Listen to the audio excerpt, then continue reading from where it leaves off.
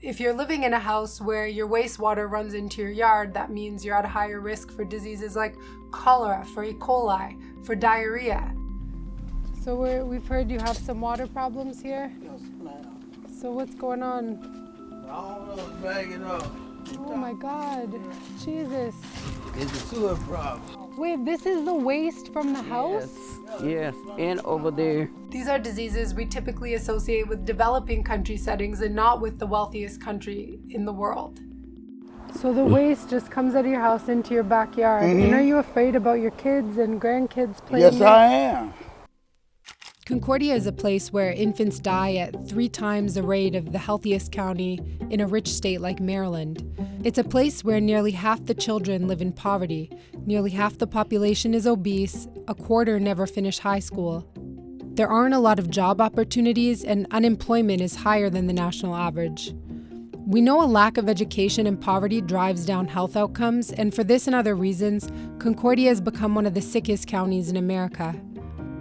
So we wanted to go down to Concordia and really understand, why do places like this in central Louisiana, why are they always at the bottom of these health rankings? Why are they struggling so much with their health? What I did hear again and again was that people really felt forgotten and left behind by Washington. They felt like their needs weren't being addressed, that their problems weren't being looked at by anyone. We can't get help from anyone. I went to state representative, I went to health department, I went to Congress. No help. There were no biological reasons why the people here are less healthy than in any other county, but there were clear political failures that made them sick. If you compare Concordia to the US overall, the people there are doing worse on pretty much any health measure or health indicator you can think of.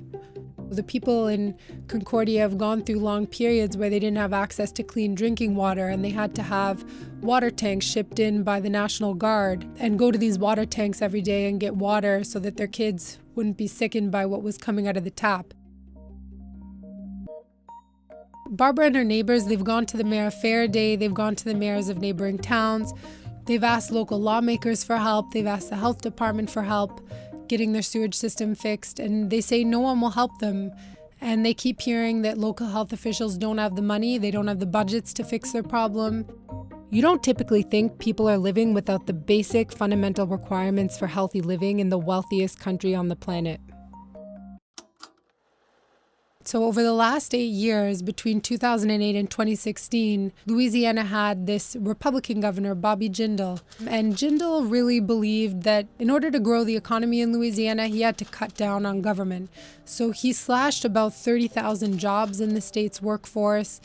He dismantled and privatized the charity hospital system, which was set up to care for the poor. He nearly halved the staff at the Department of Children and Family Services. He refused the funding Obamacare gave to states to expand Medicaid, which would give more people health insurance. Governors are hurting, and they don't want a Medicaid expansion that they're seeing in these House and Senate bills. They really need more funding, and especially Louisiana. Jindal's successor, John Bell Edwards, on his second day in office, signed an executive order that would expand Medicaid finally and give more people health insurance. More than 300,000 people have signed up in Louisiana. So if Obamacare is repealed, all these people who just got health insurance are going to be in limbo again.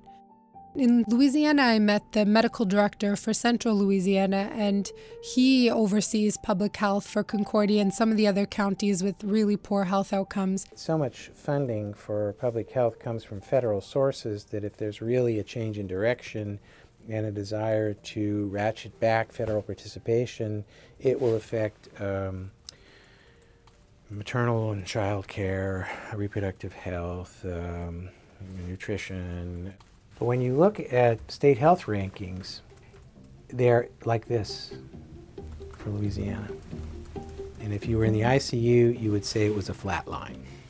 I mean, you'd say the patient's dead.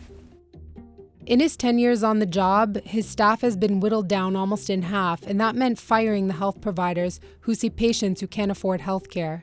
To fill in the gap, Holcomb stepped outside of his role as medical director, and he's now seeing up to 100 patients a month. This is an enormously difficult problem because the black-white disparities of this are enormous. And for HIV/AIDS, Also, it's like the prison population, 3/4 of the people are African American in a state that has 33% African American. One of the really startling things about Concordia and these other counties with very poor health outcomes is that they're all dotted along the Mississippi River, and on the other side you have these grand antebellum plantation homes just a short drive from Concordia. I think a lot of the political attention has been focused on these parts of West Virginia and then Ohio, Pennsylvania, the Rust Belt, where people are seeing their economic prospects dry up, and they've been really affected by trade and changes in technology and globalization. But in that conversation, communities like Concordia have been completely lost.